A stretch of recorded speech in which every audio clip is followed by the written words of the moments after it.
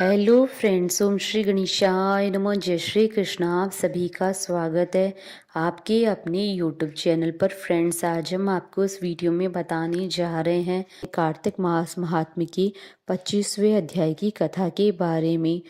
Friends, video शुरू करने से पहले आपसे रिक्वेस्ट है, अगर आप हमारे चैनल पर नए हैं और आपने अभी तक चैनल को सब्सक्राइब नहीं किया है तो प्लीज़ सब्सक्राइब कीजिएगा चैनल को, साथ ही प्रेस कीजिएगा बेल आइकन को, जिससे नए वीडियोस से रिलेटेड नोटिफिकेशन आपको तुरंत प्राप्त हो सके। और वीडियो पसंद आने पर वीडियो को लाइक और शेयर जरूर कीजिएगा, ताकि सभी भक्तों को इस वीडियो का लाभ प्राप्त हो सके। और कमेंट बॉक्स में जय श्री कृष्णा जरूर लिखिएगा।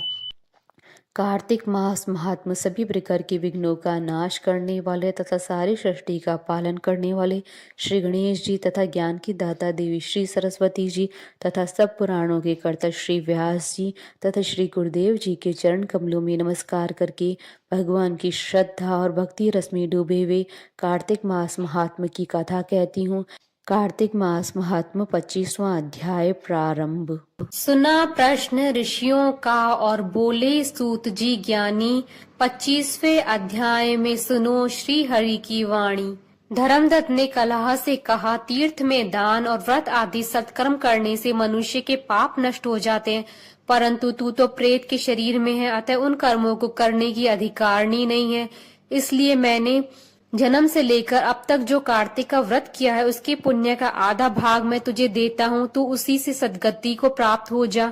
इस प्रकार कहकर धर्मदत्त ने द्वादक्षर मंत्र का श्रवण कराते हुए तुलसी मिश्रित जल से ज्यों ही उसका अभिषेक किया, त्यों ही वह प्रेत योनि से मुक्त हो प्रज्वलित अग्निशिखा के समान तेजस्विनी एवं दिव्य रूप धारणी देवी हो गई और सौंदर्य में लक्ष्मी जी की समानता करने लगी। तदंतर उसने भूमि पर दंड की भांति गिरकर ब्राह्मण देवता को प्रणाम किया और हर्षित होकर गदगद वाणी में कहा, हे द्विज श्रेष्ठ, आपके प्रसाद से आज मैं इस नरक से छुटकारा पा गई हूँ। मैं तो पाप के समुद्र में डूब रही थी और आप मेरे लिए नौका के समान हो गए। वह इस ब्राह्मण से कह रही थी कि आकाश से एक दिव्य विमान उतरता हुआ दिखाई दिया। वह अत्यंत प्रकाशमान और विष्णु रूपधारी पार्षदों से युक्त था। विमान के द्वार पर खड़े हुए पुण्यशील और सुशील ने उस देवी को उठाकर श्रेष्ठ विमान पर चढ़ा दिया। तब धर्मदत्त ने बड़े आश्चर्य के साथ उस विमान को देखा और विष्णु रूपधारी पार्षदों को देखकर साष्टांग प्रणाम किया। पुण्यशील और सुशील ने प्रणाम करने वाले ब्राह्मण को उठाया और उसकी सराहना करते हुए कहा, हे द्विज श्रेष्ठ, तुम्हें साधुवाद है, क्योंकि तुम सदैव भगवान विष्णु के भजन में तत्पर रहते हो, दीनों पर दया करते हो, सर्वज्ञ हो तथा भगवान विष्णु के व्रत का पालन करते हो। तुमने बचपन से लेकर अब तक जो कार्तिक व्रत का अनुष्ठान किया है उसके आधे भाग का दान देने से तुम्हें दोना पुण्य प्राप्त हुआ है और सैकड़ों जन्मों के पाप नष्ट हो गए। अब यह वैकुंठ धाम में ले जाई जा रही है।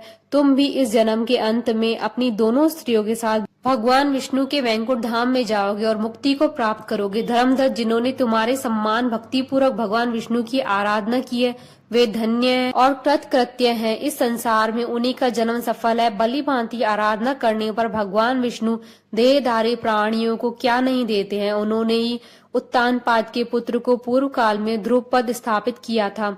उनके नामों का स्मरण करने मात्र से समस्त जीव सद्गति को प्राप्त होते हैं। पूर्व काल में ग्रहग्रस्त गजराज उन्हीं के नामों का स्मरण करने से मुक्त हुआ था।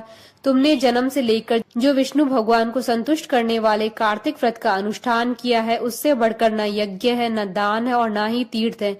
हे विप्रवर, तुम धन्य हो, क्योंकि तुमने जगत गुरु भगवान विष्णु को प्रसन्न करने वाले कार्तिक व्रत किया है, जिसके आधे भाग के फल को पाकर यह स्त्री हमारे साथ भगवान लोक में जा रही है। इति श्री कार्तिक महात्म्य 25वां अध्याय संपूर्ण। बोलिए भगवान विष्णु जी की जय, सनातन धर्म की जय। हमारे साथ इस वीडियो में अंत तक बने रहने के लिए आपका धन्यवाद। ओम श्री गणेशाय नमः। जय श्री कृष्णा।